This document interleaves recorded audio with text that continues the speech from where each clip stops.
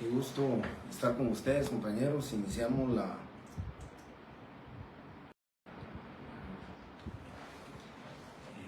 nuevamente muy buenas tardes, compañeros. Quiero, como todos los días viernes, muy especialmente darles a ustedes pues mi agradecimiento por estar presentes en la clase. May, Giovanni, Jorge, Lisette, muy buenas tardes. Qué gusto, vuelvo a repetirles, qué gusto estar compartiendo con ustedes esta clase del día viernes. Como siempre, ¿verdad? Y lo repito, especialmente muchas gracias por ser día viernes, estén aquí en su última tarea académica después de su trabajo. Sé que algunos posiblemente también estarán en su trabajo y pues muchas gracias. Voy a comenzar con el tema que estábamos platicando. Recordarán ustedes que les pedí favor que compraran su ley de colegiación profesional obligatoria. Ese es el otro punto que vamos a ver el día de hoy. Y como ya les había adelantado, pues el día lunes, el lunes 6 vamos a recibir clases, es la última clase antes del examen. Hoy voy a tratar de terminar este punto completo, que es la colegiación profesional y los órganos que pueden inhabilitar al notario.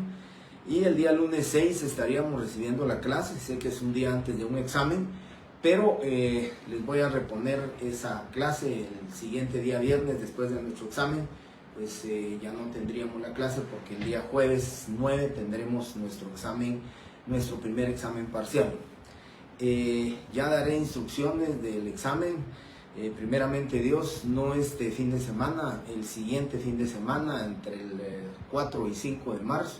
Haré el examen, así lo tendré fresco y el día lunes les platicaré a ustedes cómo va a ser el examen. El tiempo, pues ya les dije que son 25 minutos, pero eso es lo que les quería platicar hoy antes de iniciar, antes de comenzar la clase que nos corresponde al día de hoy. Espero que vengan con mucho optimismo. Sé que es ardua su labor laboral para todos. Creo que eso nos agota, nos quita un poco de energía, pero tratemos la manera que la energía nos la devuelva a este tema de derecho notarial que vamos a platicar hoy, que vamos a hablar el tema relacionado con las causas de inhabilitación y las incompatibilidades para el ejercicio profesional. Quiero comentarles brevemente, hablamos el día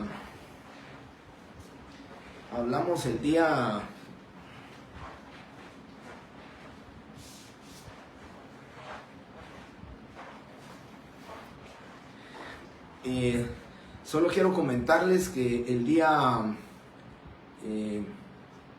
lunes platicamos acerca del tema de los requisitos habilitantes. Entre ellos platicamos de ser guatemalteco natural, naturalizado, guatemalteco de origen. Solo quiero comentarles que coincidentemente el día martes me entregaron la revista del Instituto Guatemalteco de Derecho Notarial, sus 75 años que cumplió el Código Notariado. Hay algunos temas relacionados con esto, pero lo que más me interesaba, la coincidencia, hay un artículo sobre Stephen Hendricks, el estadounidense que quiere ejercer como notario en Guatemala. Hay un tema muy importante aquí.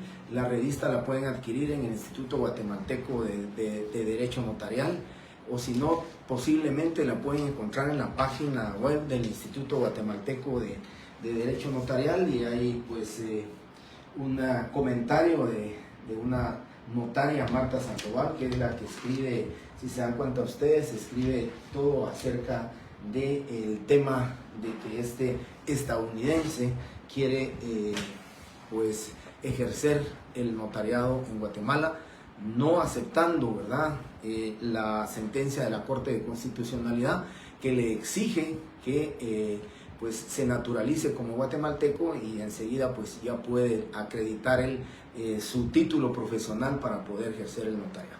Así que solo ese comentario quería hacerles de lo que habíamos platicado como requisitos habilitantes. Hablamos de los 4 requisitos habilitantes, terminamos con lo que era persona de honradez, ¿verdad? Entonces, vamos a ver ahora las causas de inhabilitación.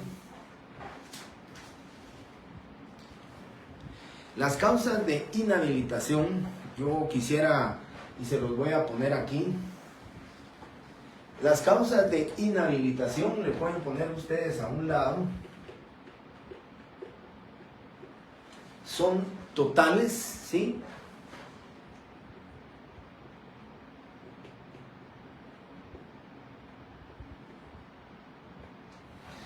Y las causas de incompatibilidades para el ejercicio de la profesión son parciales. Y ahora lo voy a explicar por qué. Entonces es importante aquí las causas de inhabilitación. Las causas de inhabilitación son totales para ejercer el notariado. Aquí les voy a leer la primera. Dice, tienen impedimento para ejercer el notariado. 1. Los civilmente incapaces. Y ya sabemos, ¿verdad?, que los civilmente incapaces pues van a ser los que no tienen la mayoría de edad, solo tienen la capacidad de goce, no así la de ejercicio. Y claramente el artículo 2 y numeral 1 lo dice, que sea mayor de edad. Y pues aquel que haya sido declarado civilmente incapaz definitivamente encuadra dentro de las causas de inhabilitación, está inhabilitado para ejercer el notariado. Luego dice los toxicómanos y ebrios habituales. Ese es otro, pues, causa de inhabilitación, ¿sí? Causa de inhabilitación. Los toxicómanos o ebrios habituales, entiéndase los toxicómanos, ¿verdad? Cualquier persona que ya dependa, ¿verdad?, su organismo de cualquier sustancia que sea para un toxicómano, ¿verdad?, cualquier sustancia que sea prohibida, entonces que le puede causar la disminución de su capacidad mental, de su capacidad para poder discernir. Entonces esta persona definitivamente tiene una causa de, aquí se le llama de inhabilitación, que es total, ¿verdad?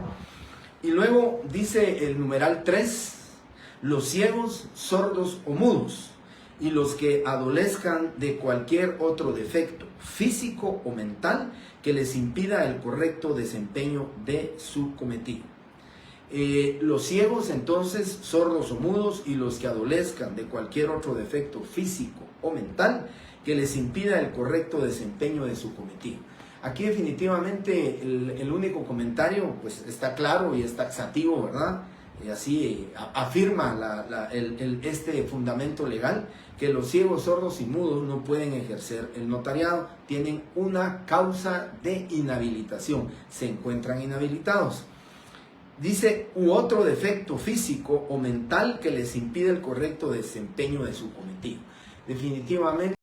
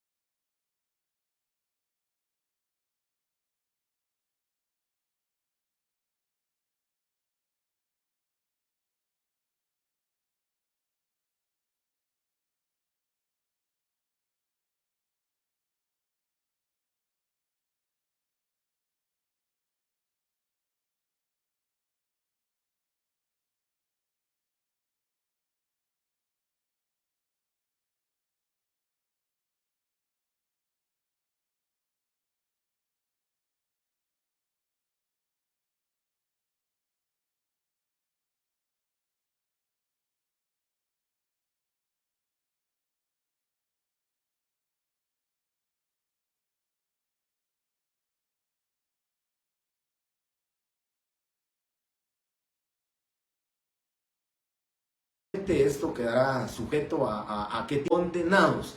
Por ese motivo estoy hablando de causas totales, ¿sí? Y cuando termine de darles las incompatibilidades, voy a decirles por qué les digo causas totales y por qué les digo causas parciales, para que ustedes puedan hacer la diferencia entre lo que es la inhabilitación y la causa de incompatibilidad para el ejercicio profesional. ¿Sí? El artículo 3 tiene la inhabilitación, que es total, y el artículo 4 son incompatibilidades, y voy a dar la diferencia de ellos cuando terminemos de ver el artículo 4.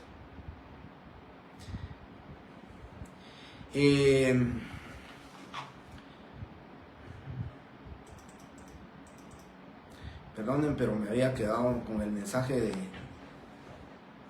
de la compañera Yoli Ordóñez. Buenas tardes. En el caso de las personas con alcoholismo, un tipo de drogadicción, se realiza un tipo de prueba periódica para determinar. No, la verdad no se realiza periódicamente, ¿verdad? Yo no lo digo ni en broma, ¿verdad? Ni peyorativamente, pero digamos, los notarios que puede ser que sábado y domingo, ¿verdad?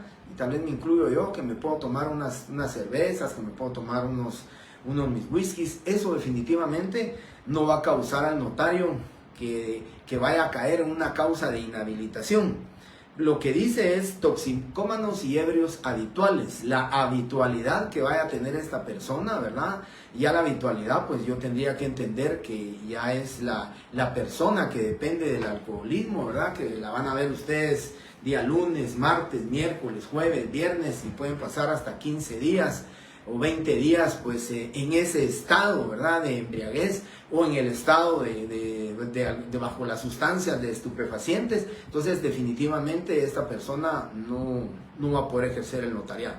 Pero les quiero explicar algo, siempre lo platicamos, y me voy a reservar el nombre porque también digo ya en paz descanse, un compañero nuestro de promoción, pues lamentablemente él sí, ahí en el Ministerio de Finanzas, se encontraba él todos los días por ahí, ¿verdad? Con los tramitadores, y ahí él tomaba todos los días, todos los días. Y entonces ejercía el notariado hasta que pues hubo alguna persona que lo denunció. Ya voy a explicar cómo se le denunció. Una persona que lo denunció, se inició el proceso correspondiente, ¿verdad? Y se le sancionó obligándole a la entrega del protocolo e inhabilitándolo, ¿verdad? Por el tema contenido en el artículo 3 y numeral 2 del Código de Notariado.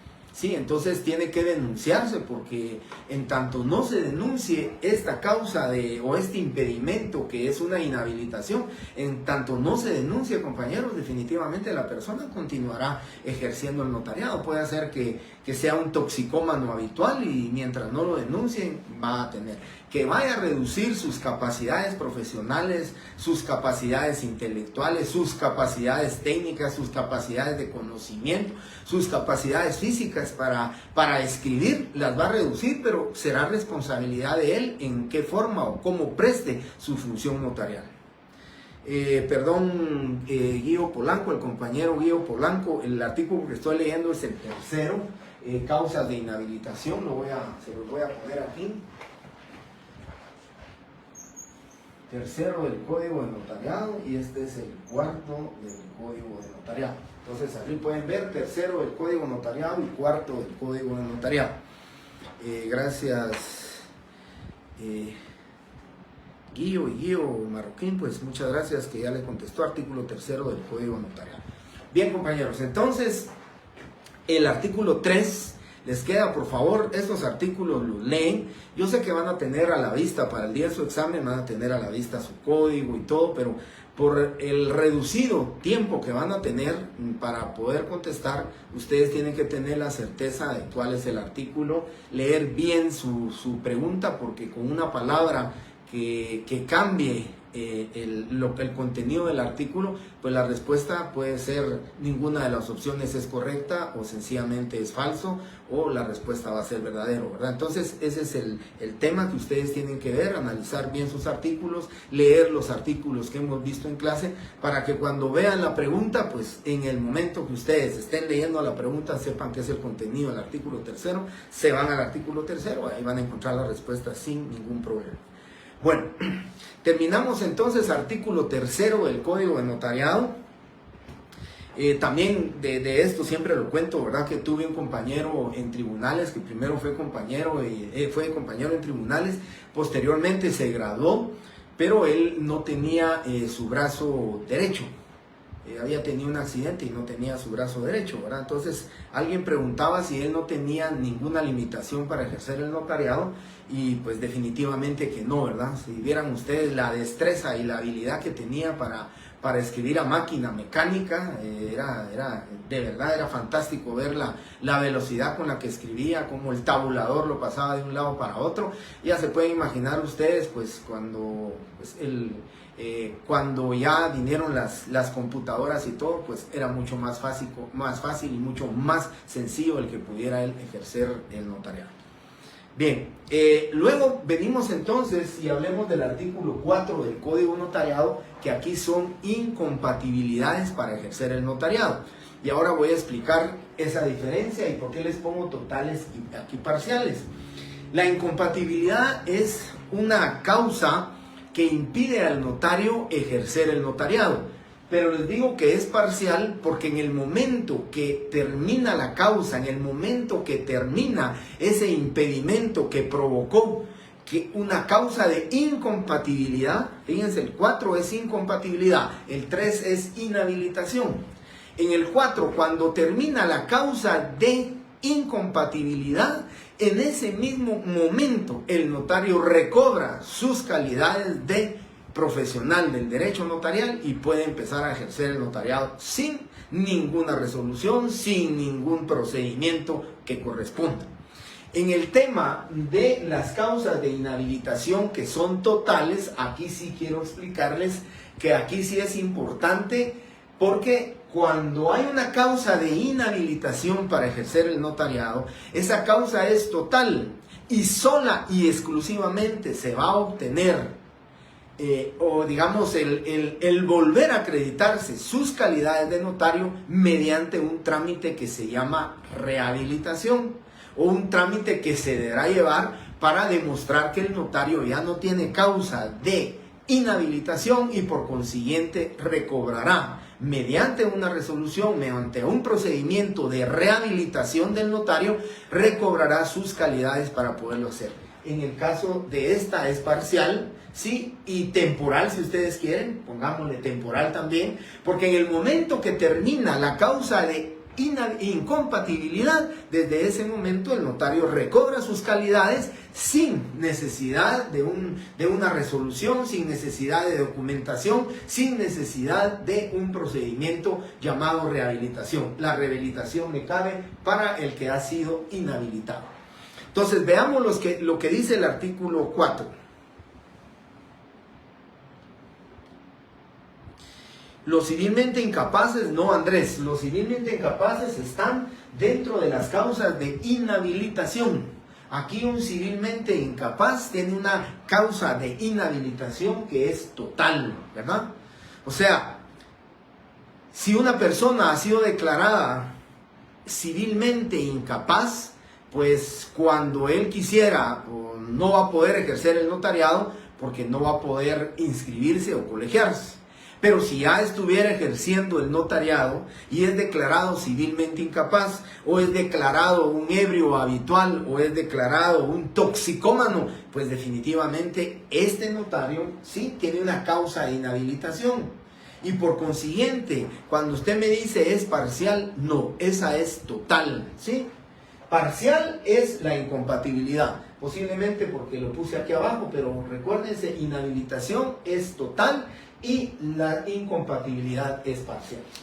Yo, como hoy es viernes, solo para que sonrían un poquito, pero en un examen recuerdo que pregunté, cuando se preguntaban las preguntas directas, pregunté, pues diga 3 causas de inhabilitación o causas totales.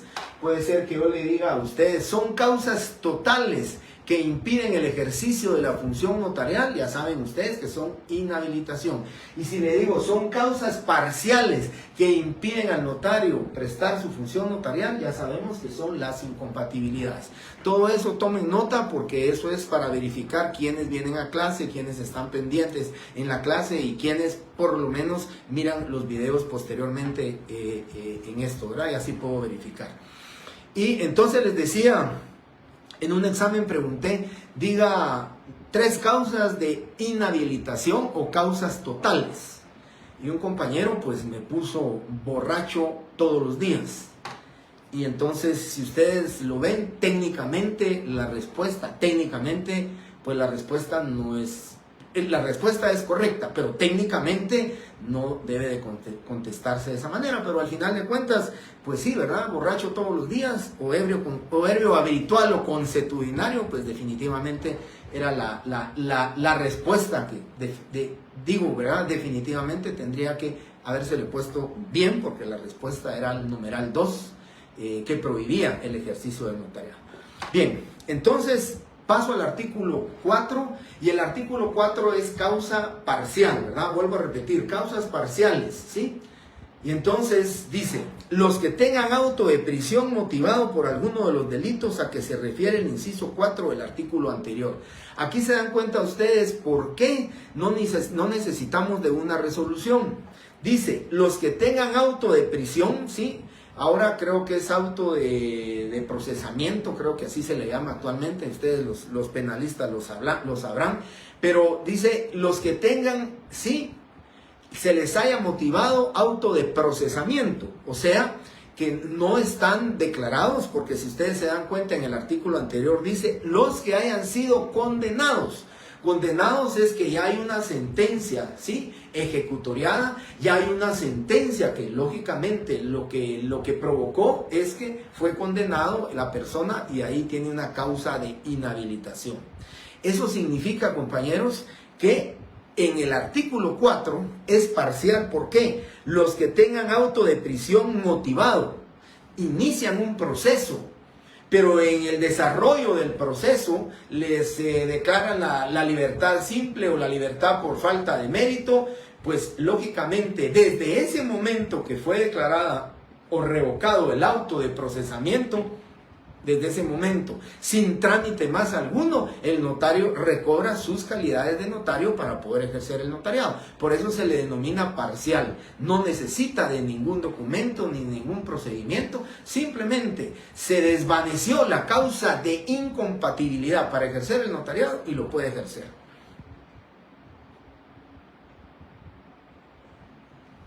Marcos, o sea, parcial significa que puede volver previos requisitos como la... No. La parcial no necesita de rehabilitación, ¿sí? Ni necesita requisitos previos. La parcial, esta, que son incompatibilidades para el ejercicio, en el momento que cesa, en el momento que termina la causa de incompatibilidad para el ejercicio del notariado, entonces recobra sus calidades. Es lo que yo les decía. En el caso de la inhabilitación, si condenan a un notario por el delito de insolvencia fraudulenta o cohecho o infidelidad en la custodia de documentos, en ese momento el notario ya está inhabilitado para el ejercicio del mismo. ¿Y qué necesita? Ya lo voy a explicar también. ¿Y qué necesita el notario para poder rehabilitarse, para poder ejercer nuevamente el notariado? En este caso tenemos que irnos, por favor, este artículo lo van a leer porque es el de la rehabilitación. Nos vamos al artículo 104 del Código de Notariado, que dice: los notarios que hubieran sido condenados por los delitos especificados en el inciso 4 del artículo 3 de esta ley podrán ser rehabilitados por la Corte Suprema de Justicia siempre que concurrieren las circunstancias siguientes: que hubieran transcurrido 2 años más del tiempo impuesto como pena en la sentencia, que durante el tiempo de la condena y los 2 años más a que se refiere el inciso anterior hubieran observado buena conducta, que no hubiere reincidencia y que emitiere dictamen favorable el Consejo Superior Universitario. Eso significa entonces que aquí en las causas de inhabilitación necesitamos, sí, una rehabilitación, de la rehabilitación que está contenida en el artículo 104 del Código Notariado, porque si ustedes se dan cuenta dice, los notarios que hubieran sido condenados. ¿Cuál es el requisito de la causa de inhabilitación del artículo tercero? ¿Cuál es el requisito? Que hubiera sido condenado. Y el otro dice, los que hubieran sido condenados podrán rehabilitarse siempre y cuando cumplan con las formalidades y requisitos siguientes. Ese es la causa de inhabilitación. Y la parcial, ya les leía, los que tengan auto de prisión, auto de procesamiento, ¿verdad? En el momento que el auto de procesamiento se revoque o el tribunal piense que no se le va a seguir, ¿verdad? O no se le abra juicio, pues prácticamente la persona no va a ser condenada y recobra sus calidades como notario de manera inmediata. Luego dice, los que desempeñen cargo público que lleve aneja jurisdicción.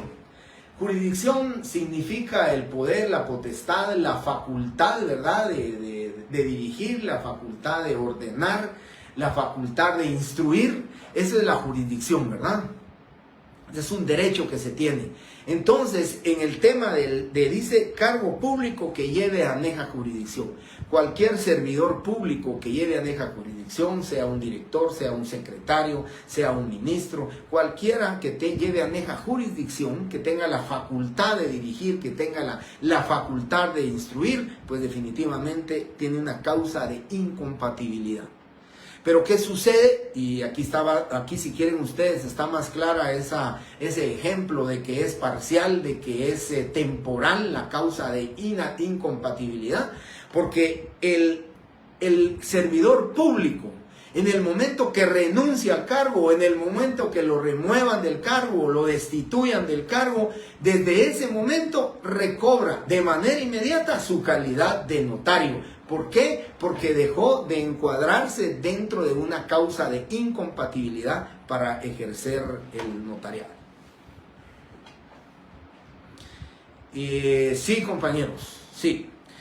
Para María Fernanda le contesto, los numerales del artículo 4, los 4 numerales deben de cumplirse, son requisitos inseparables, ¿verdad? Aquí es necesario que cumpla con los 4 requisitos. Si imagínense cumple con los 3 primeros requisitos, pero el Consejo Superior Universitario emite dictamen desfavorable para que esta persona recobre su calidad de notario, definitivamente no va a poder, ¿verdad? Y si existe o se demuestra que hubo reincidencia, mucho menos, ¿verdad? No va a poder ejercer el notariado. Debe obligatoriamente cumplir con los 4 requisitos o formalidades para obtener su rehabilitación. Adela Ruano, que hubieran sido condenados. Ese es el requisito, ¿verdad? En el tema de causa de inhabilitación. Y luego viene el numeral 4, que dice, los funcionarios y empleados de los organismos ejecutivo y judicial y de las municipalidades que devenguen sueldos del Estado o del municipio y el presidente del Congreso de la República. Estos son los funcionarios, dice, y empleados de los organismos ejecutivo y del organismo judicial y de las municipalidades que devenguen sueldos del Estado o del municipio y el presidente del Congreso de la República. Aquí está claro, compañeros, muy claramente de quiénes son los que no pueden ejercer el notariado, tienen una causa de incompatibilidad y lo dice, ¿verdad? Funcionarios y empleados de los organismos ejecutivo y judicial, de las municipalidades que devenguen sueldos del Estado o del municipio y el presidente del Congreso de la República, siempre por supuesto, ¿verdad? Si hablamos del presidente de la República, que su profesión sea abogado y notario, ahí tiene definitivamente tiene una causa de incompatibilidad, que la va a recuperar, que la va a obtener en ese mismo momento que se determine el ser funcionario público o el ser empleado público.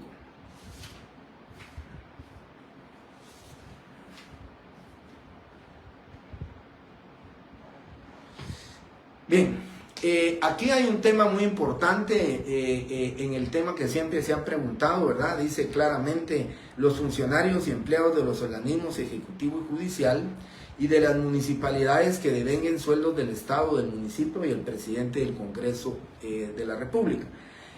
Aquí no dice claramente, ¿verdad? O así taxativamente que los diputados, porque ellos son empleados son funcionarios, perdón, del organismo legislativo, pero no lo dice. Vamos a ver. Numeral 4, ¿de qué artículo? El numeral 4 de que me refería, no sé si era lo que había comentado la compañera cuando hablé, era el numeral 4 del artículo 104. Para Válide Garrido, lo que veamos hoy y lo que veamos el 6 de marzo todavía entra en el primer examen parcial. Lo que veamos posteriormente es para el segundo parcial, y en el examen final pues contemplamos todo el programa, ¿verdad? Pero ahorita todavía lo que estamos viendo hoy todavía es el punto número 3 del programa. Todavía hoy empiezo con el punto número 4 y eso es materia de examen.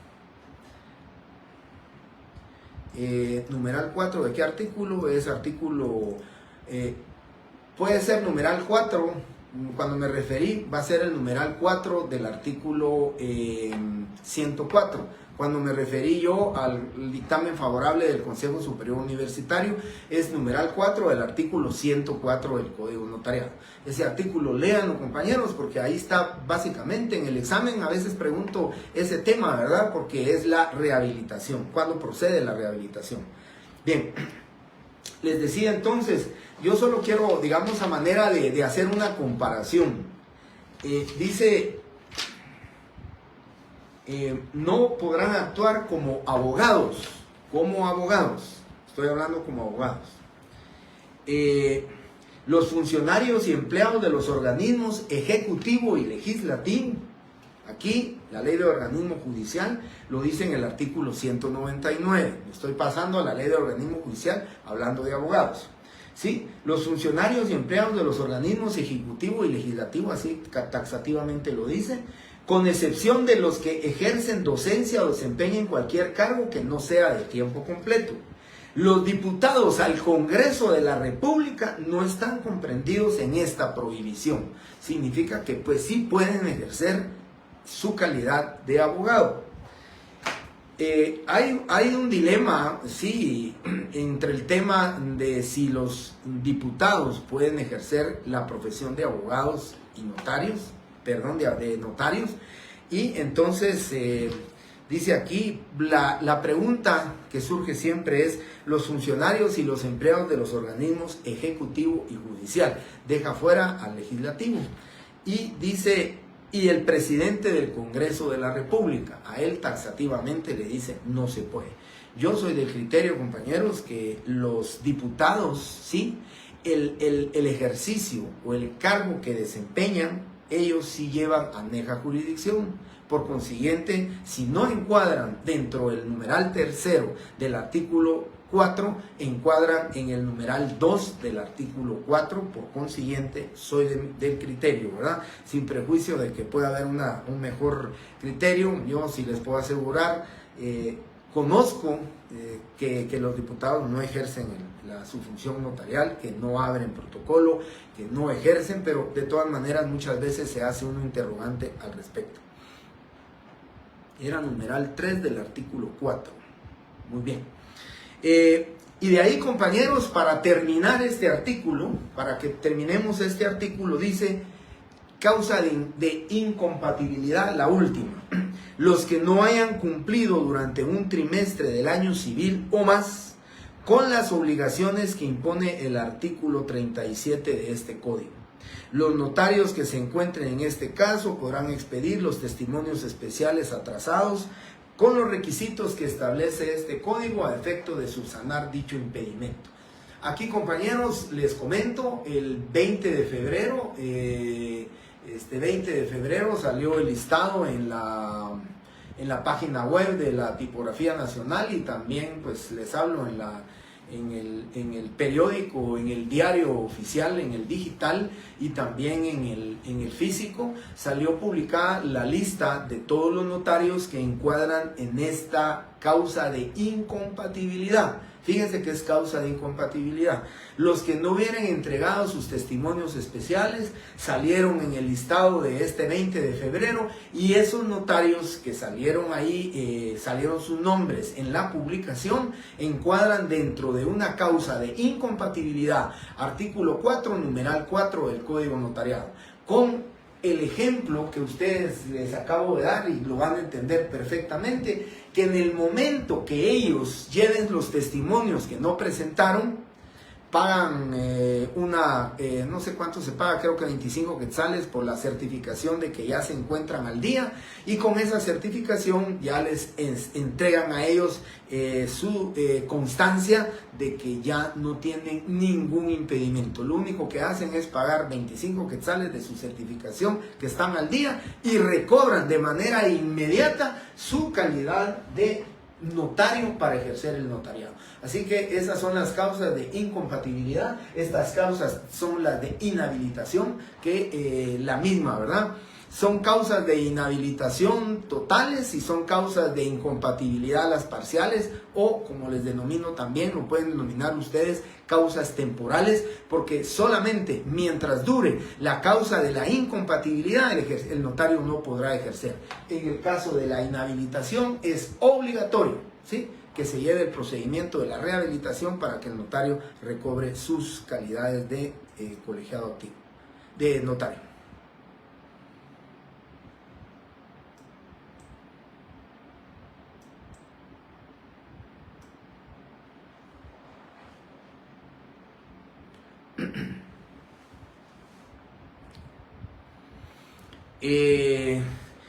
Haroldo Torres, el procedimiento para que el Consejo Superior dictamine favorablemente la inhabilitación del notario.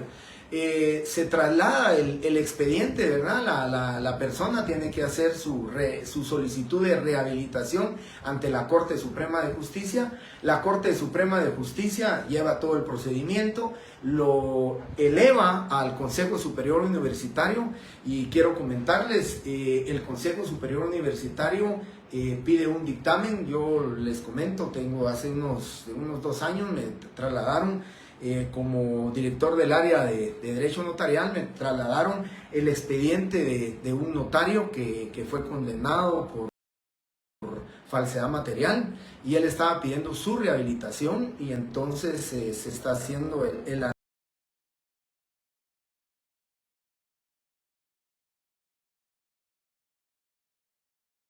análisis correspondiente sobre este tema. No soy yo el que voy a decidir si procede o no procede. El dictamen digamos, del dictamen de la Dirección de Derecho Notarial, la conoce la Junta Directiva de la Facultad de Derecho. Una vez conocida por la Facultad por la Junta Directiva, la Junta Directiva transcribe el punto de acta donde se aprueba o se imprueba el dictamen.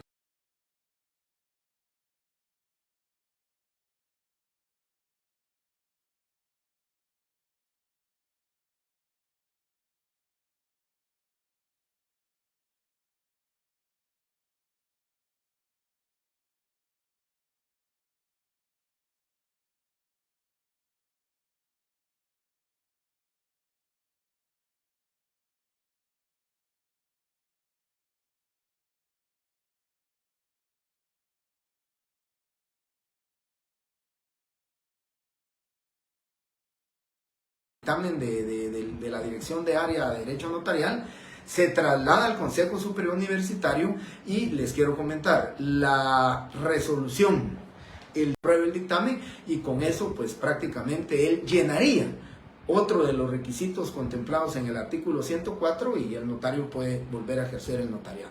Ese todavía está en trámite, si no mal recuerdo, ya lleva aproximadamente unos 5 años el expediente, porque lo regresaron varias veces al Colegio de Abogados y Notarios, que a quien se le pidió también dictámenes para que informara si no había reincidencias, si no habían denuncias en contra de él por ética o temas morales en el ejercicio de la profesión. Gerardo Sánchez, creo que se están ustedes adhiriendo a la clase en este momento, pero Desde que inicié la clase, Gerardo, les dije, la clase del día de hoy, la clase del día lunes 6 de marzo, todavía es materia del examen, primer examen parcial. O sea, todo lo que veamos hoy y todo lo que veamos el día lunes 6, que va a ser poco, la verdad es que va a ser poco, me voy a tratar de dedicar a darles un repaso de los temas y a explicarles cómo va a venir el examen, pero hay clases el 6 de marzo. El 10 de marzo, viernes 10 de marzo, no vamos a tener clases, pero el viernes 6 sí, porque necesito esa clase para terminar los temas correspondientes al primer examen parcial.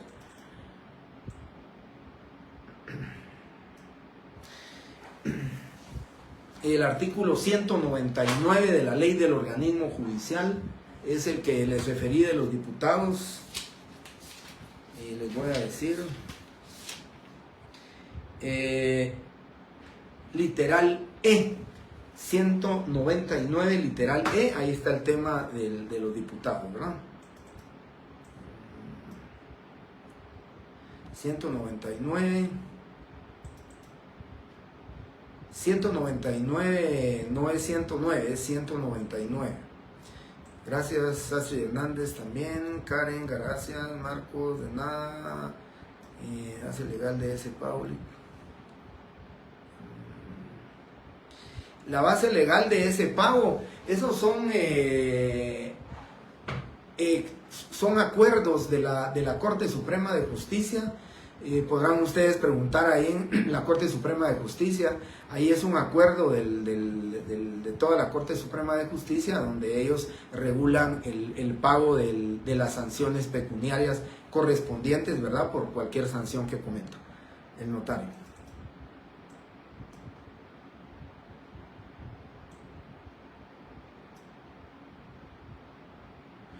Incompatibilidades es el artículo 4 del Código Notariado. Esas son incompatibilidades. Aquí lo puse, compañeros. Causas de inhabilitación es el tercero del Código Notariado y este es el cuarto, numeral 4, perdón, artículo 4 del Código Notariado, incompatibilidades. Estas son causas totales y estas son causas parciales.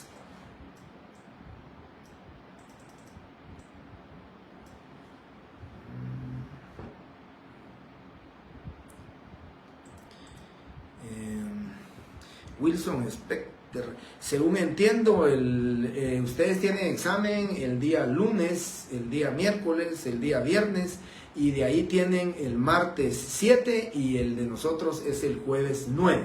Lunes 6 no tienen examen y por consiguiente tenemos clase, compañeros. Vuelvo a comentarles, a ratificarles del lunes 6 que tenemos clase.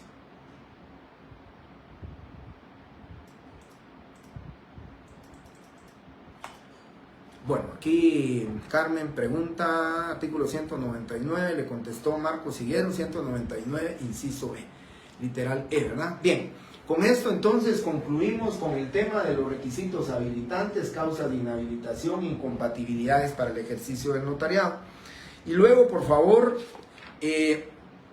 va a quedar como tarea de ustedes y vamos a leerlo brevemente porque esto es de leerlo nada más. Porque aquí lo dice claramente, dice, pueden ejercer el notariado, no obstante lo preceptuado en los incisos segundo y tercero del artículo anterior, los miembros del personal directivo y docente de la Universidad de San Carlos y de los establecimientos de enseñanza del Estado. Aquí tengo yo, en este encuadro yo, ¿verdad? Soy miembro del personal docente de la facultad y entonces pues puedo ejercer el notariado a pesar, ¿sí?, en todo caso de tener una incompatibilidad. Los abogados, consultores, consejeros o asesores de los miembros secretarios de las comisiones técnicas, consultivas y asesoras, ese es el numeral 2, por favor, leerlo. Tienen que tenerlo ustedes en su mente para cuando cualquier pregunta relacionada con esto, inmediatamente ustedes sepan en qué artículo está contenido, porque la fortuna que ustedes van a tener es que van a poder, ¿sí?, consultar copias, códigos, leyes, su teléfono, computadoras, y eso lo pueden hacer. Anteriormente en los exámenes presenciales, única y exclusivamente su lápiz, su cuadernillo de trabajo y las preguntas que se les hacían, tenían que contestarlas sin, lógicamente, tener su código notariado a la vista.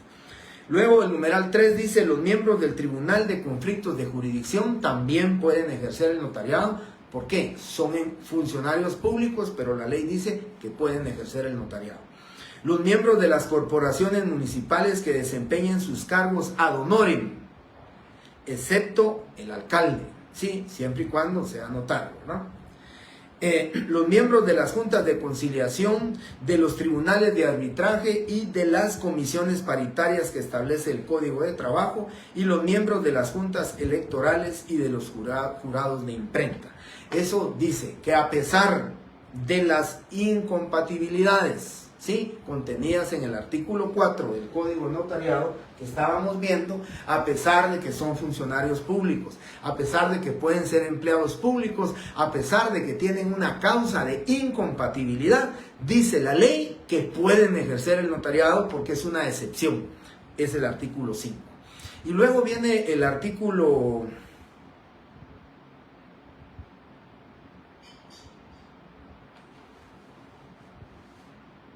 Déjenme ver qué dice.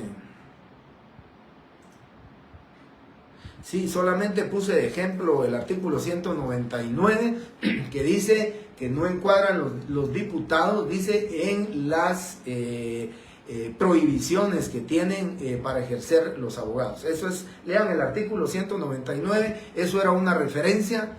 No se preocupen, eso no lo preguntaré, es ley del organismo judicial, a pesar de que hablé del artículo, pero eso no lo voy a preguntar.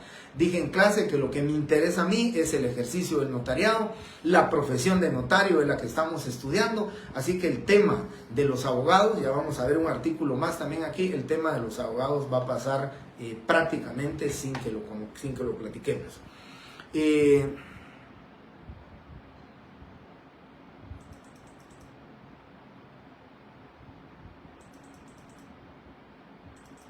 Bien, muchas gracias por informarles.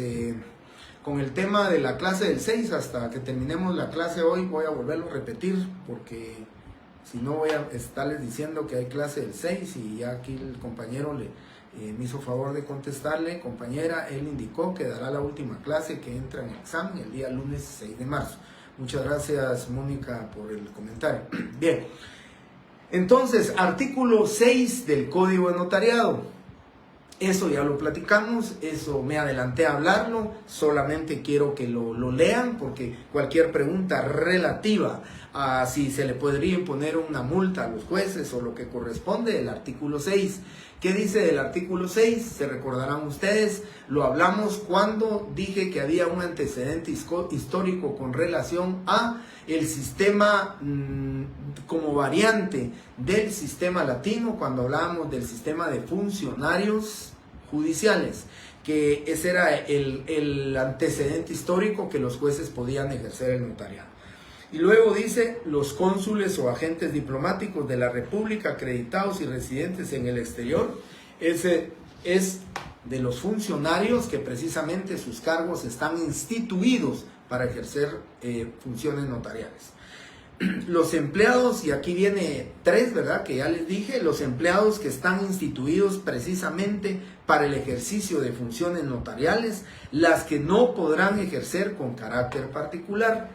Aquí solo me refiero, y les dije a ustedes quiénes son los empleados que están instituidos precisamente para el ejercicio de funciones notariales, las que no podrán ejercer con carácter particular.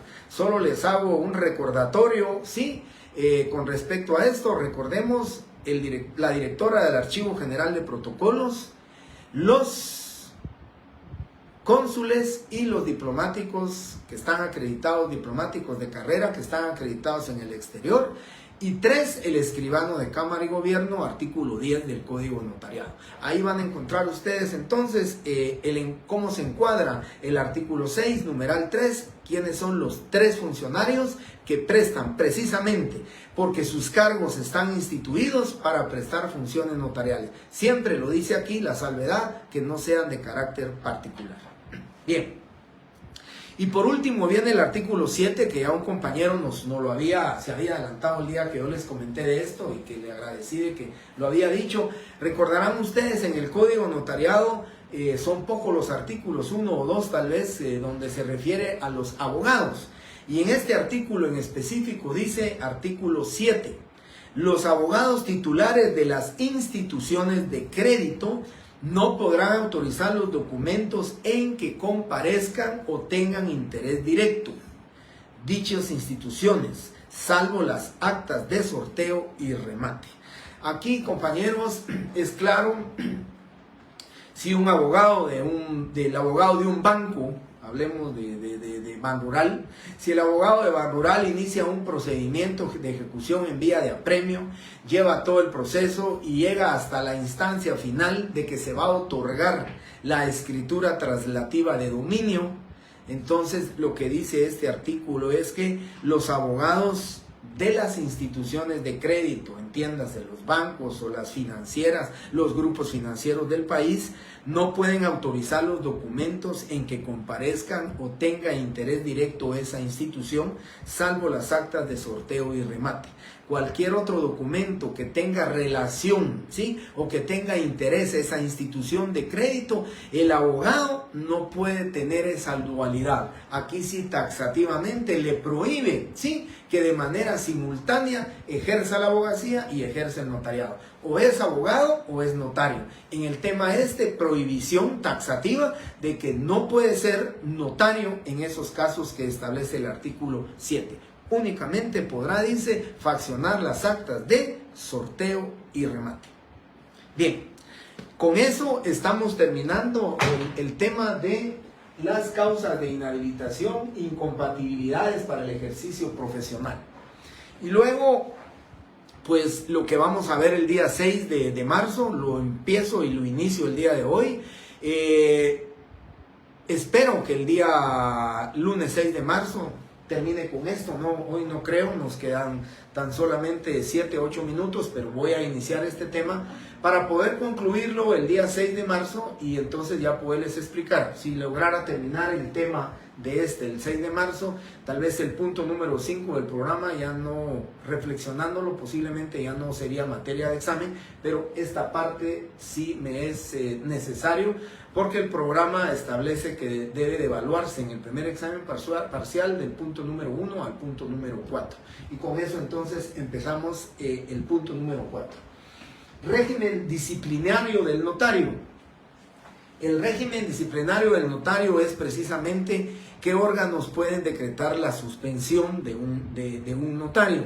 Estamos hablando aquí, primero, en el régimen disciplinario, vamos a hablar de la colegiación profesional.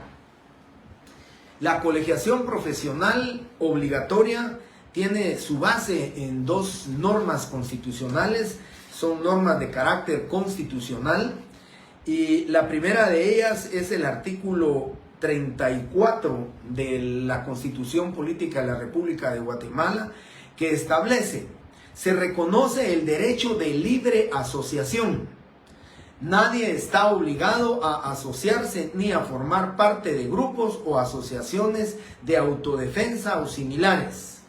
Y el cierre de este artículo dice: se exceptúa el caso de la colegiación profesional.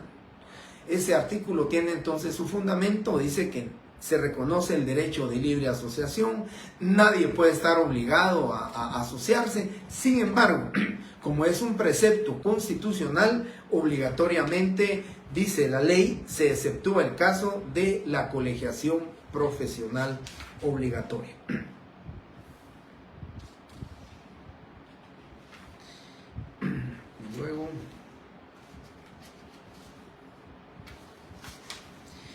Y luego tenemos el artículo 90 constitucional, que establece: la colegiación de los profesionales universitarios es obligatoria y tendrá por fin la superación moral, científica, técnica y material de las profesiones universitarias y el control de su ejercicio. Los colegios profesionales, como asociaciones gremiales con personalidad jurídica, funcionarán de conformidad con la Ley de Colegiación Profesional Obligatoria, y los estatutos de cada colegio se aprobarán con independencia de las universidades de las que fueron egresadas sus miembros. Ese es el artículo 90 de la Constitución Política de la República, y aquí tenemos el asidero legal entonces de la colegiación profesional obligatoria. Quiero comentarles de esta colegiación profesional. Les pedí a ustedes que compraran su ley de colegiación profesional obligatoria. Voy a dictarle los artículos y hacer algún comentario correspondiente al tema de la colegiación profesional obligatoria, ¿sí? Todas las profesiones universitarias tienen que tener una colegiación profesional obligatoria, todas las profesiones.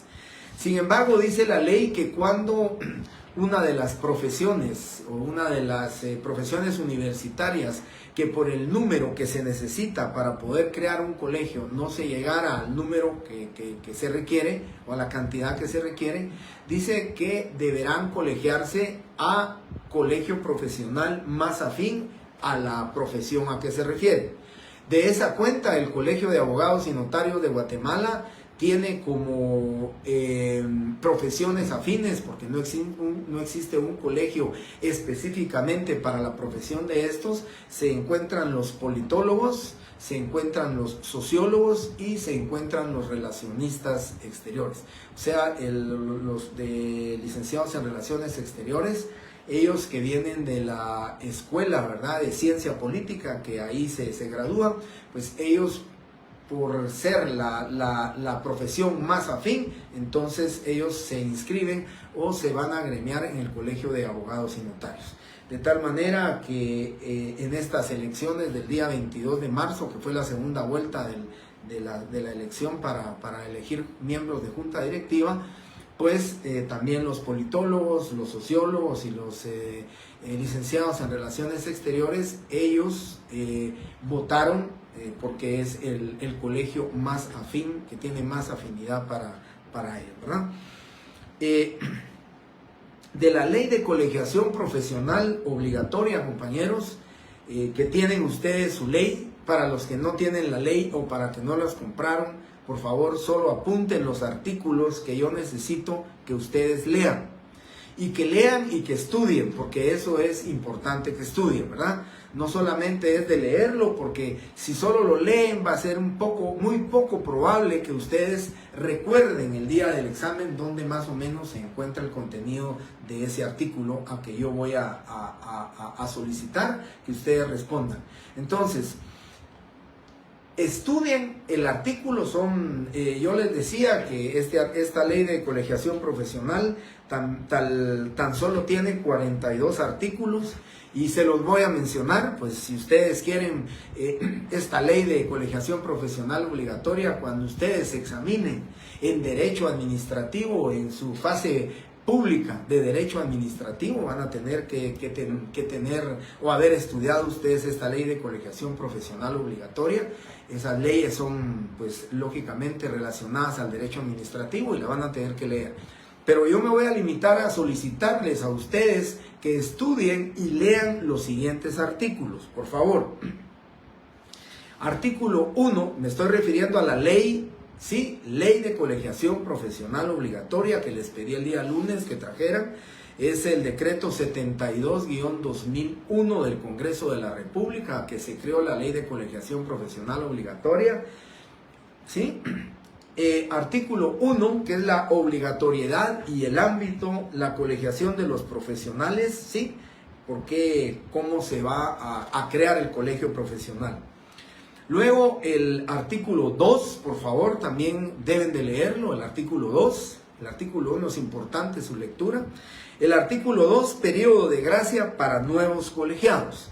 Aquí todos los profesionales de cualquiera de las universidades, entiéndase, no es solamente la Universidad de San Carlos, nuestra alma mater, es todas las universidades, se deben de colegiar y deben de hacerlo dentro de los 6 meses posteriores a la fecha de su graduación.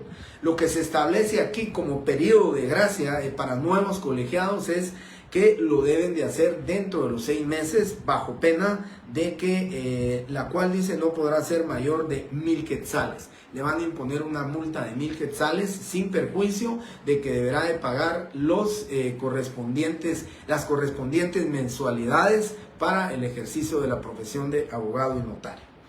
Luego viene el numeral 3 de esta misma ley, que tiene la naturaleza y sus fines. Lean cuáles son las finalidades, qué fines tiene esta ley de colegiación profesional obligatoria, qué fines contempla o qué finalidades contempla con respecto a cada uno de los colegios profesionales. Lean esto, van a encontrar ustedes cuáles son las finalidades, que más de alguna pregunta podría haber relacionada con el tema de las finalidades. Luego nos saltamos hasta el artículo 8 del código de la ley de colegiación profesional obligatoria, que tiene su organización, o sea, cuáles son los colegios, los órganos de los colegios profesionales, la Asamblea General, la Junta Directiva, el Tribunal de Honor y el Tribunal Electoral. Esos fueron los que se eligieron, ¿verdad? La Junta Directiva, Tribunal de Honor y Tribunal Electoral, ahí se dirigieron. Y tal y como lo dice el artículo 9, que también deben de leerlo, dice: la Asamblea General es el órgano superior de cada colegio. Lógicamente, el día 22, que fue la segunda vuelta de la ley para la elección, el cambio de junta directiva, de tribunal de honor y tribunal electoral. Aquí están los órganos que se compone los colegios profesionales. Y luego, por favor, del artículo 9, artículo 8 y 9, del artículo 9 nos vamos hasta el artículo 26 de esa ley. Por favor, 26. María José, buenas noches. Sanciones y rehabilitaciones. Artículo 26, por favor. Artículo 27. Artículo 28. Artículo 29. Artículo 30.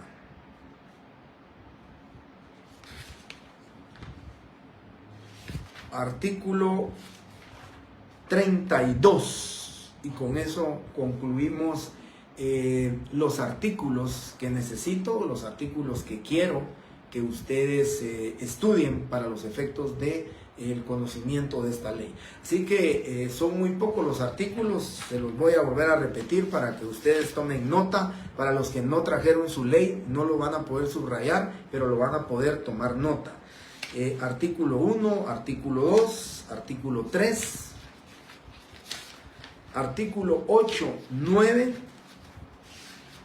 y de ahí nos vamos hasta el artículo 26, 27, 28, 29, 30 y 32 de la Ley de Colegiación Profesional Obligatoria.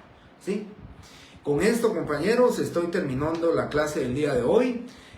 Como ustedes sabrán, y eso sí estoy entendido, ustedes tienen examen el día lunes, tienen examen el día miércoles y tienen examen el día viernes 3 de marzo. Por consiguiente, no vamos a tener clases ni el día lunes ni el día viernes de la próxima semana. El día lunes 6 voy a concluir con esta parte de los órganos que pueden inhabilitar a los colegios, al notario, y con eso estaríamos completando la parte que va a estar sujeta a examen primer parcial. Entraríamos al punto 5 ese mismo día, pero ya no sería ni formaría parte de su examen, de su primer examen parcial. Entonces, solamente lo que veamos de los órganos que pueden inhabilitar, tribunales, Corte Suprema y Colegio Profesional, son el tema que nos faltaría para completar el primer examen parcial. Eso estaría dándole unos 20 minutos o media hora a lo sumo, y la siguiente media hora, pues ya el inicio del punto número 5 del programa, que les comento, no estaría sujeto a examen, no lo estaría evaluando ese punto 5, sino que quedaría para su evaluación la hoja de trabajo o la hoja de lectura que les di a ustedes sobre la evolución histórica del notariado en Guatemala, el punto número 2, el punto número 3 y el punto número 4 que iniciamos el día de hoy. Muchas gracias, compañeros, espero verlos el día 6 de marzo. Para que ustedes estén en la clase, y ya ese mismo día les explicaré cómo va a ser su examen, cuáles los temas que voy a evaluar, cómo los voy a evaluar, cómo voy a dividir el examen, Y ante todo, pues la preocupación tanto mía como de ustedes va a ser su primer examen parcial, va a ser el primer acercamiento a un examen de la forma en que yo examino, para que ustedes conozcan, ya pues de ahí en adelante sabrán cuál es el tema, ¿verdad? Y les daré mayores instrucciones el día lunes. Muchísimas gracias, compañeros. A Wilson, pues muchas gracias. 1, 2, 3, 8, 9, 26, 27, 28, 29, 30 y 32. Muchas gracias por apoyar a sus compañeros con este tema. Les agradezco nuevamente, compañeros. Les deseo muy buena suerte en sus primeros exámenes parciales y nos miramos el día lunes 6 con ustedes a esta hora, ¿verdad? 6 menos cuarto de la tarde.